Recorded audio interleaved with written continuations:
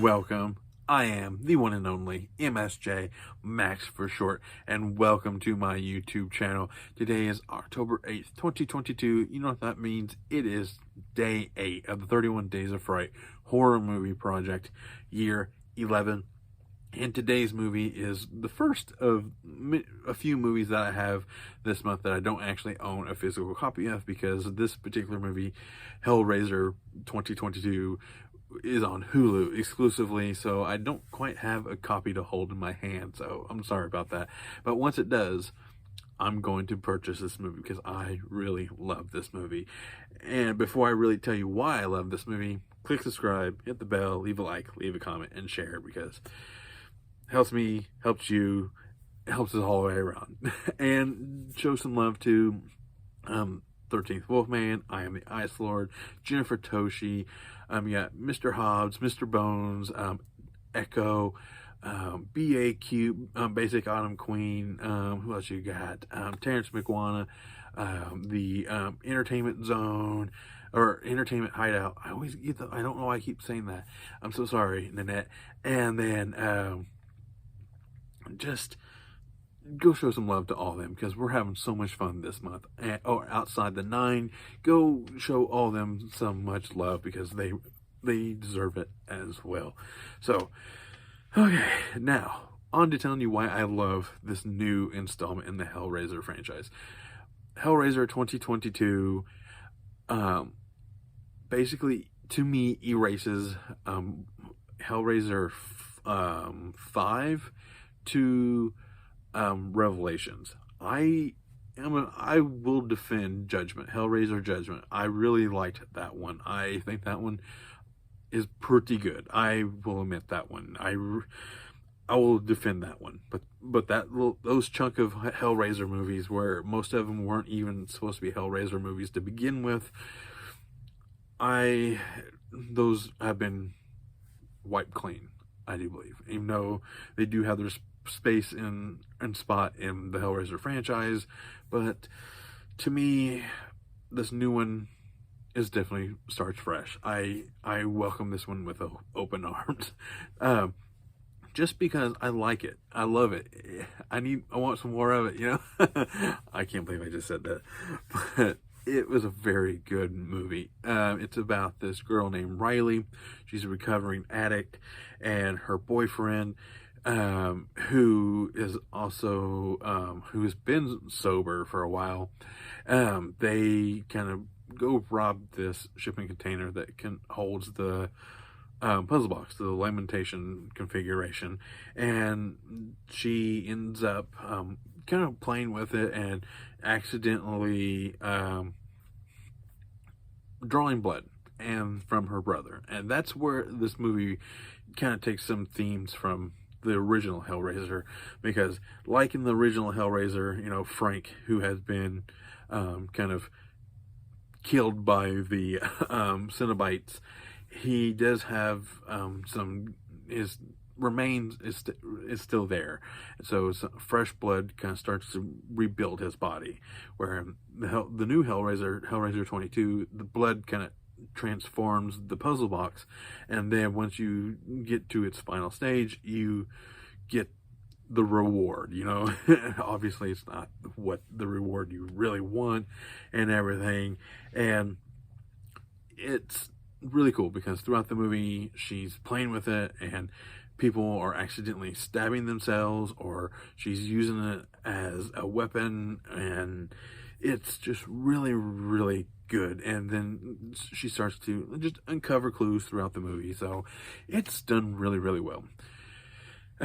And I do want to talk about the cold open of this movie. It's very ambiguous. Like this, you can tell this guy who's very rich and everything. He kind of picks his victim from this crowd. He kind of brings him in, and he's telling this guy, he's like, play with this, and he figures it out, and and he ends up getting like this really gnarly puncture wound through his entire hand, and that's what sets off the final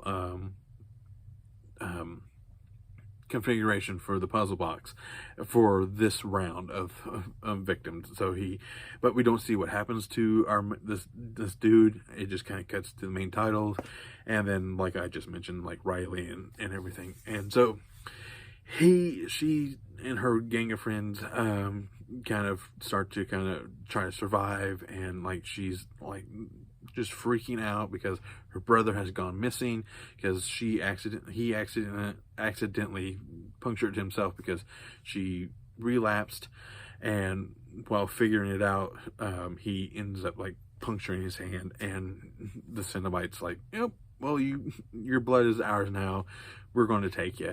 So he disappears, and so she tries to figure out how to get him back to her. And the kills in this movie are good. It really are. I mean, there's this. I don't want to give this away because it is spoiler free to a point. But there are the chains in this movie are like really do feel like they're hurting. That hasn't happened in quite a while for the movies, because the first Hellraiser, you can feel the hooks really grabbing into Frank and stuff like that, and Christy and just stuff like that. You can really feel you can really feel them in this one, in that one. And this one, you can feel a little bit better than some of the other ones. They are heavily CGI. I can forgive that. I really can, for the most part, but because it's done well. It doesn't look cheesy or fake or anything like that. But where this movie really stands out to me are the Cenobites themselves.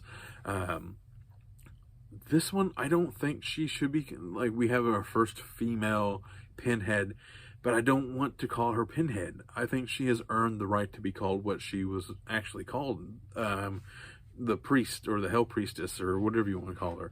I think that she's really earned her name, because she's awesome in this. I really like the female Pinhead. You got the Chatterbox, I think, or the Chatter.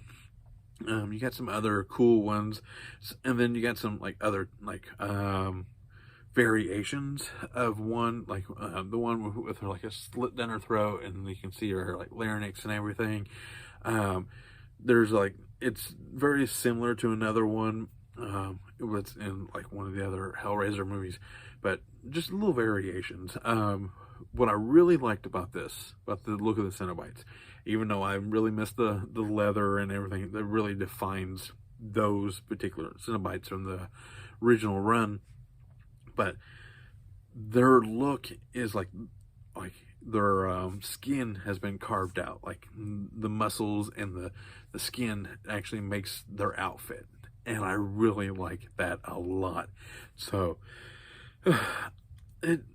this is really well done. It really is. The acting's really good. I do like Riley, the actress who plays Riley. There is a big twist at the end. No spoilers. I didn't see it coming, probably because I was just too into it. Because if I'm really into a movie, I just kind of shut that part of the brain off, so I don't really pick up on the clues and stuff. I'm just really enjoying that, and that's a big, what's it called, recommendation for me if it does that. What else is there? Just the kill, like I mentioned, the kills are pretty gnarly. There's a lot of blood. That last scene in the movie right before it rolls the credits is pretty cool. I'm going to tell you right now, no spoilers, but just it's satisfying seeing that. So I'm ready to see where this franchise goes from here, and I think Hulu has done a really good job of making this movie, of releasing it, because they really did really well with Prey. So they really did well with Hellraiser. So Hellraiser, if they just continue this and of course improve on it here and there, and stuff, it'll be a very good franchise, at least for a few movies. Hopefully it doesn't go downhill, but this is a very good step in the right direction. So that's all I really have to say. I do have a rating scale. 1 being run-of-the-mill horror, 2 best watch with the group, 3 more than average horror but adds nothing new to the horror genre, 4 helps move the horror genre forward, and 5 being a horror classic. This is a 3. It's definitely more than average, but adds nothing new, because there are some thematic elements from the original Hellraiser movie that kind of carries over. But it's little twists here and there on how to do it. It's like it's not a body it's being reformed. It's the puzzle that's forming because of the blood. Um, the what makes it awesome more than average is that it's a pretty bloody movie, and you got just the acting of the priestess, the hell priestess, and the other Cenobites. They're very creepy. They move very well. Like there's this one Cenobite that can't breathe, and just like that that sound, and just that Cenobite struggling to grasp for air, that would be so ungodly, nerve-wracking and creepy to me. And I watched it on surround sound, and so it was just like, oh my god. So it was really good. That's all. I think it's a 3. Like I mentioned, it is a 3. So that is all I have to say about the Hellraiser 2022 remake, reboot, whatever.